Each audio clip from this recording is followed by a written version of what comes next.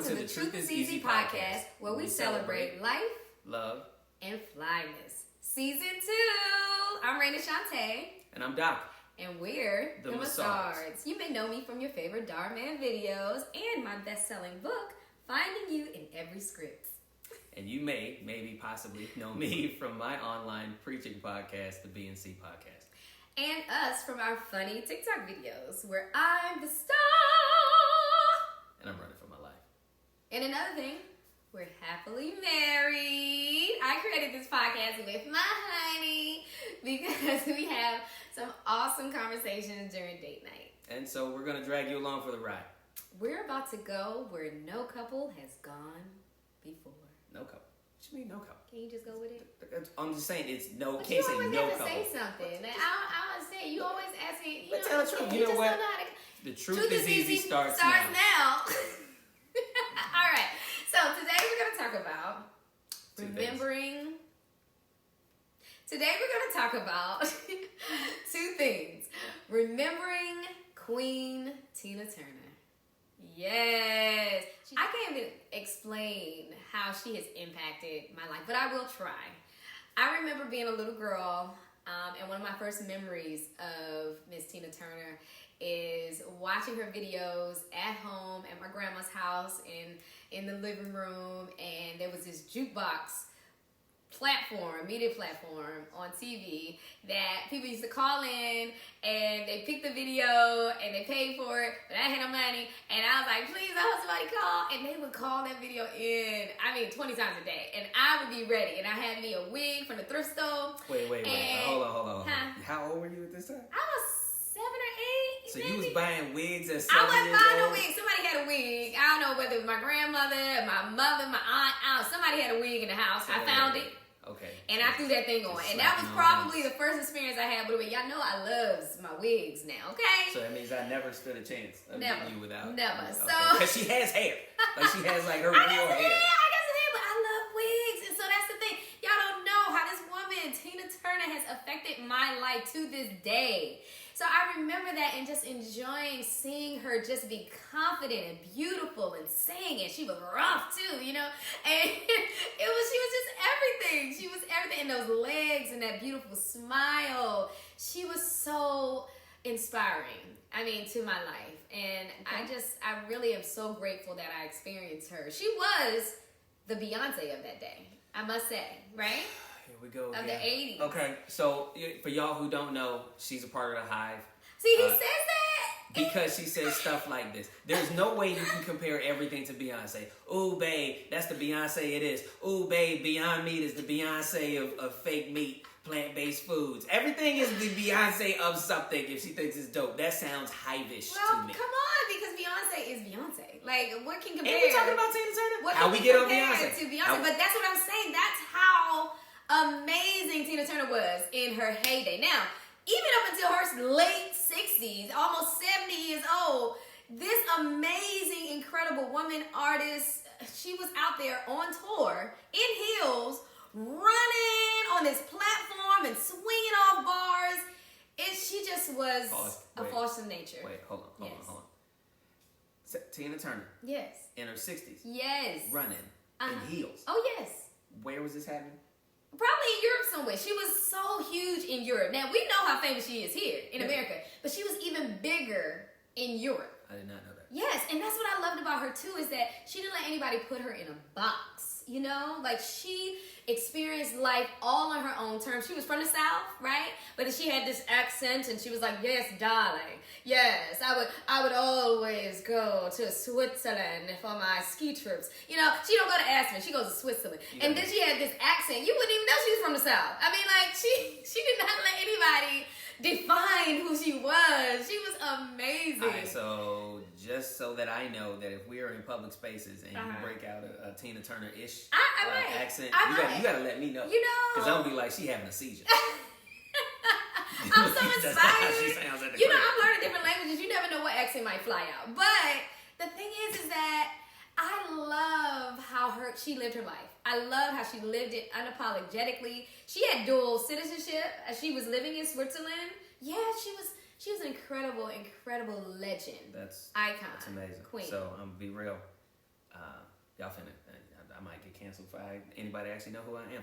Don't get canceled. All I'm saying is the only thing I really remember of Tina Turner was I would see her on the videos when I was a kid, and I liked her legs, right? Yeah. And I was like, that's dope.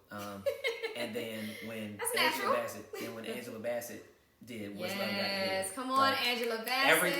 everything I know about Tina Turner's like actual life or career, honestly, is from that movie. So if they was lying, I'd be like, yeah, she used to do that. Yeah, so I don't know. Angela Bassett played the heck out of that part. She should have got an Oscar for that role. No, that's facts. That's facts. She should. I did not even know Tina in that way until Angela Bassett played that part, and so convincingly. I mean, with every fiber of her being, she played that woman. Oh, it was so good. And then Lawrence Fishburne, he played Ike.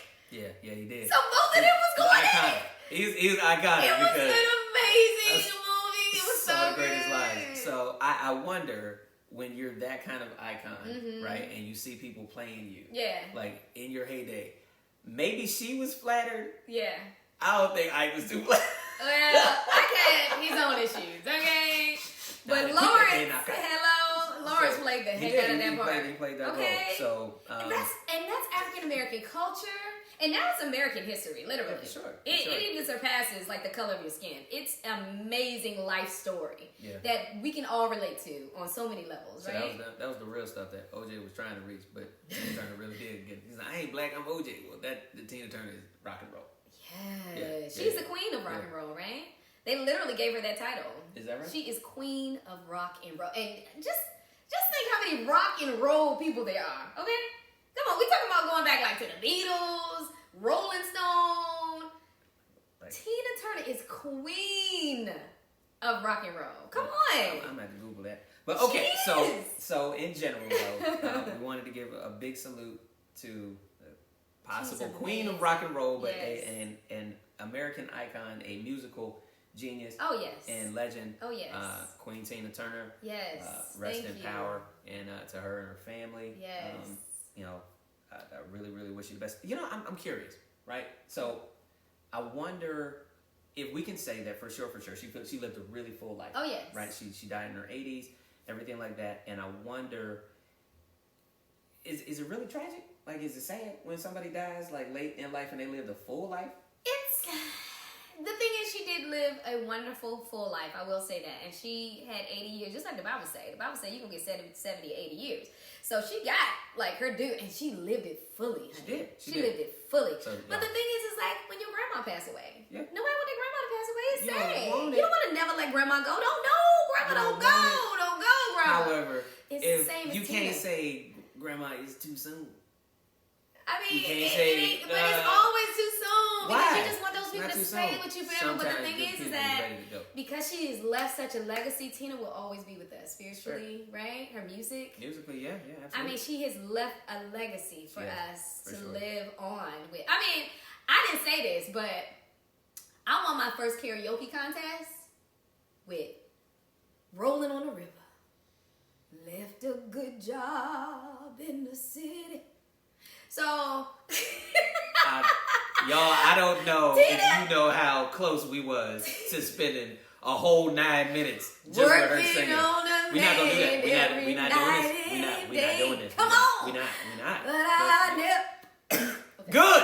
Yes, that was Queen Tina saying. I don't even know how did you do that, Tina down, girl. Tina, how did you do it? God bless your soul. Ain't nobody like you. Ain't nobody gonna ever be like you, honey. She is not only a musical icon, but also a really, really wonderful testament to people loving themselves, caring about themselves, mental health, emotional health, strength, and being able to make some really tough decisions for your own betterment. To save her life. Yeah, and she did it. She created her own life, her own existence. She didn't just take what life gave her. Yeah. Right? Yeah. Right? She was in some bad situations, and she did not allow that to define her. She created a magnificent life, and that's what we can all learn to do. For sure. For sure. I think that bleeds into our second topic of the day. Okay. Right? Yeah. Which is... What is that, honey? Scary. She's like super nice. Like, what's coming? Guard my wallet. What? So it is finding your soulmate. Yes. All right. Well, how do you attract your soulmate? Okay. More specifically. Yes. All right. Yes. So what do you think are ways? Well, first of all, what do you think attractive means? What do you think that means, my love? I think that when you think of what's attractive or it's something that's attractive to you, something that makes you happy. It gives you a sense of peace. It lifts your spirits. It lifts your emotions, right? So, like, honestly, whenever I see an Aston Martin, like, driving, like, I have to look at that. Like, my eyes, like, automatically go to that. You know, that's so true. We be in the car or something like that. She's like, what you breaking your neck for? And I'm like, that car. You see that car right there? It's, So, for me, it really is something that brings you happiness, brings you joy, may remind you of something positive. What about you? What do you think? I think you're onto something. I think because attractive, it doesn't necessarily have to be something sexual. It doesn't have to be, what you're another person, and having to be with another person. But it's just what it is that you feel makes you feel good, and what it is that you love, right? Yeah. So yes, Aston Martin. Actually, and you stole that from me. Aston Martin is sexy because that is like the essence of me, honey. So whenever I see an Aston Martin or even like a F-type Jaguar, baby, because that's how I feel on the inside. That's what I'm attracted to. Is sexy, sleek, child, it's fire. So, but attractive to me, it just means that it's something that you're drawn to, and you have to be close to it. You have to be near it because it just makes you feel something on the inside, right? It ignites you, right? All right. Yeah. So as we talk about that, like the level of attraction, and then attracting your soulmate, like how do you combine those two, right? Like how do you, because people are attracted to a bunch of things, right? Yeah. And it doesn't necessarily mean that they will get that thing or something that somebody that you may be attracted to may not be your soulmate, right? It's just somebody that you think is cute or fun or whatever. But so, like, how do you think that you use that? Well, I think there's a lot of elements that go into attracting your soulmate, right? Well, first it starts with you and what it is that you like. Now, we've already told the story of us meeting. We were on set, and, I kind of recap, but we were on set. I was playing the lead part, and, it was a court scene that I happened to notice him in, and he looked so good. He was dressed all good, and I was looking at him. He was looking at me, and I was like, for sure, he gonna come over and talk to me because we feeling each other, and nah. I had a plan. I had a game plan. You know what I'm saying? But the thing is, I think that first it started with the visual. The one main thing is that he looked familiar to me, and this is something that he didn't like, because when I told him that, he reminded me of my uncle, who is one of my favorite people in the world, but he's definitely my favorite uncle. Time out. Okay, so did nothing nasty happen with her uncle or nothing like that, right? No, but I thought he it was a super great uncle. Weird. I thought it was super weird. We're on our first date, and she's like, you remind me of somebody so much. And I was like, okay, she gonna say like an actor or a ball player or something like that. She said, you remind me of my uncle, though. First of all, I didn't have all of this. Like, this wasn't all white. You know what I'm saying? But, like, first off, that's kind of creepy. Why do you want to be out with your uncle like that? And then I was thinking, that means that's the new way of saying, I see you as a friend. Because I'm like, I'm not trying to be your, like, friend. I'm trying to know you. In a biblical way. Know you. But then when I did actually get to meet your peoples, and it wasn't a lie. It still was a little bit of creepy just because I'm a dude. But, like, I do look like I could have been born in your family. I mean, literally. We are not. And it's so true. We were never. And I think and that's the thing.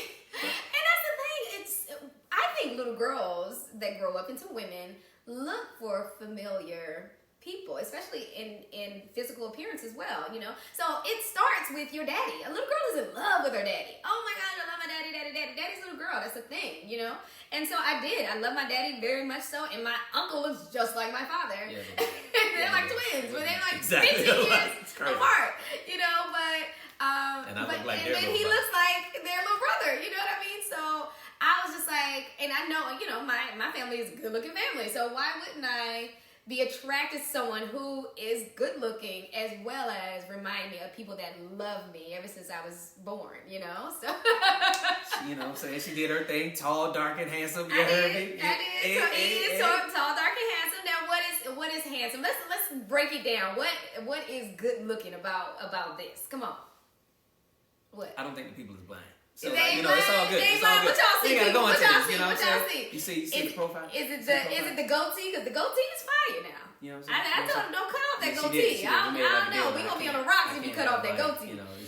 So, but I got a good smile. I got a good head. I have a good bald head. He has a nice bald head. Like, you have a nice bald head. So Jesus is my barber. So I wanted dreads, y'all. I did, but like Jesus was like, nah, I'm gonna give you the wave up.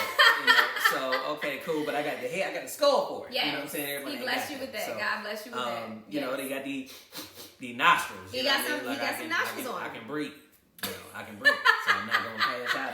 He got yes. And then I have this wonderful smile. You have a beautiful smile. You have a beautiful smile. And that is not paid for. So that's cold. So when you break it down, I mean, like you said, you have a nice bald head. You have a very manly, structured face, and the nostrils as well. I mean. Got the white nostrils. It's strength. It looks like strength. That's what women are attracted to is strength. Someone's gonna protect me. Your height. He's 6'3". Excuse me, 6'4". Oh, excuse me. I forgot about that. Ma'am. That inch. Let me add your inch. And so that is very attractive to a woman because we like to feel protected. We like to feel like, we're damsel in distress or something like that, even though, there's some whatever. Feminists out there. I like to feel like I am fragile and I need to be taken care of. I love that kind of thing. So to see a man so broad and he looks like he can protect me, that's definitely attractive. That's fair. Definitely attractive. And your smile is beautiful. It seems like he was very happy when he was there in the space, talking to people. Yeah. So that's attractive as well. He's not like this creepy person just standing on the side just staring at me, but he looked at me, kept on talking to his other people that he met, and that was very attractive. Now what about me? What about me? What do you think is attractive? First of all, again, the people's not blind. They ain't right? blind. Now, everything didn't look like it looked now when I met her, but I was smitten. Right? She reminded me of Robin Givens when I first saw her. And I'm an extra. I'm just kind of peeping game, and I was like, man, she tough. Ooh, she tough. Yeah, she tough. And so she was, she's statuesque. Yes. While she is not a tall woman, she's not. She would like to say she's medium height. I would say she's little. I'm medium. She's standing against me. I would say medium compared to all women. So. But healthy. Yes. I have an athletic build. I like to take care of myself. She dressed well. I love to dress nicely. Beautiful. Yes. I like makeup. I'm very curvy. Maybe a little curvier than I was before. Because women like to enhance. We like to enhance ourselves, whether it's a makeup, whether it's a hair, whatever. We like to look nice, and we like to feel. So that's the thing too, is that's what's attractive, is a healthy body, a healthy curvy body. Because like your breasts are for making babies, having babies, and feeding babies. That's attractive to a man on a deeper level. They don't even know, and like for a man as well. You look at a man and says, oh, he's a protector, or he's a provider because of just how he looks and the attention that he gives you. You know that he's going to take care of you. I think there's because we're almost up on it as far as time goes, but I think that there's some elements that we definitely want to hit on, right, when it comes to people attracting their soulmates. Is one, you have to be in a healthy space. Yes. Right? Yes, because you can attract a person. Yes. But not necessarily your soulmate if you are in a tore up place. Yes. Now I'm not saying that anybody's ever going to be perfect, but I am saying that when you are in a place where you're a complete person. Yes. When I met you, you were on a set, on a movie set. It was something you loved. Yes. It was something that you're passionate about, and so you were in a good place. You were in a good headspace. Yes. Me, I was living my best life, so I was very much so in a happy place. Yes, you were. You were. So we were both happy and healthy, loving and doing ourselves. something, It was loving about ourselves. Self-love. Yes. And so that you can then, like-minded love will attract one another. And so I think that when people are looking for their soulmate, you shouldn't have to drag somebody into your existence, and they don't have nothing in common with you. Right. No similar, happies or no similar things that they're interested in doing. So right, and I do want to say, because we knew we were mature, or at least growing into a place where we were getting whole, getting to a great place for us, not for anybody else, but for us, that we knew what it is that we wanted, and we weren't going to settle for less. Absolutely. Because we had already experienced, some things Less, right? in our first marriages, experience less respectively. that we were not going back to, right? So Right. my husband interrogated me. I did. Before and after our first date, and during. So look, when you make a bunch of mistakes the first time, Right. my ex-wife, she's beautiful physically, Yeah. beautiful woman. Her former, what she like to say, former husband, yes, former. is a very attractive man, Yeah. physically. And so okay, cool. It's got to go beyond that though. It has to go beyond that. I did not make her happy. She didn't make me happy. Right. He didn't make you happy Right. for long, Yes. and you didn't make him happy for long. Right. And so you have It has to find. to go beyond that. You gotta know what's up. Yes. And so that was my thing. Is I need to find out who you are. Yeah. Besides just being fine. Yeah. Super fine. And I think through those questions, he really, yes, thank you, baby. So- You too. And he really tailored our time together, and I appreciated that. He tailored our time together. We went to a Caribbean restaurant, which I know that probably came out because my dad's side is from the Caribbean. So we went to a place where it just felt like home. The food was good. The music was good. They had a very cheap.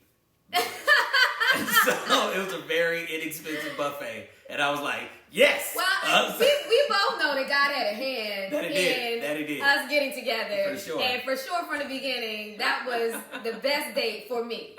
For me, that was the best date. Where you was just thinking about the price, Yes, I ma'am. was like, wow, this feels so right. This feels so right. And then the last thing I want to leave with you, ladies and gentlemen, is that it is in his kiss. Honey, baby, sugar pie. When I had my first kiss with my man, I knew y'all, like on a spiritual, soulful level, I could see our future together. I really could, because it was all there. It was all there. And I knew I was already a good kisser, but it was something that I had never experienced before with anybody. Well, let me tell you something. And I'm crazy about mine. Right, so don't really try it on this. But she kissed me in a way that made me be like, do she kiss everybody like this? and if she do, I don't care. I gotta find out. I need to know. So when she hit your boy with the Heisman a little bit later, and she lived across the country, she moved from Virginia to California. And he waited. I sure did. He I waited, ladies. waited till I come back and I had to find out. Sometimes you gotta pay that price. That's right. Was he patient? Is he patient enough? So all of these things, I feel like they can help someone get on track to finding their soulmate and attracting the right one, right? Yeah, so it's about loving yourself. Be happy, be healthy, continue to do those things that are going to improve you. Yes. And then you will find people of like interest, of like mind, of like energy in that same space. Exactly. And then don't be afraid to be honest and take chances. Right. Because I didn't speak to her the first day we met on purpose. That was my plan. Ooh, I had a strategy. sneaky, You know what I'm saying? sneaky. Sometimes you gotta but you rolling the dice. Because it could have happened. She could have been like, nah, this dude, I don't know what's wrong with him. Right. He don't see all of this. It's true. So, it's true, yeah. Sometimes, and I know some ladies don't feel like they need to approach a dude. And, okay, cool. She approached me and it worked out, I did. For our And I had mutual never done benefit. it before. That's why I know it's something that was higher than us that had a hand in it. I've never done that before. Never did it after, because look who I'm with, So You did Ike. I know, and I reached out to him, and that was the best decision I ever made in my life. Aww. It really was, yeah, for sure. So thank you guys for joining us for our first episode in season 2. And I just think we need to leave the people with, said we're rolling, yeah. Rolling on the river. I'm gonna say it one more time. Say we're rolling, yeah. Rolling on the river, rolling on the river. No.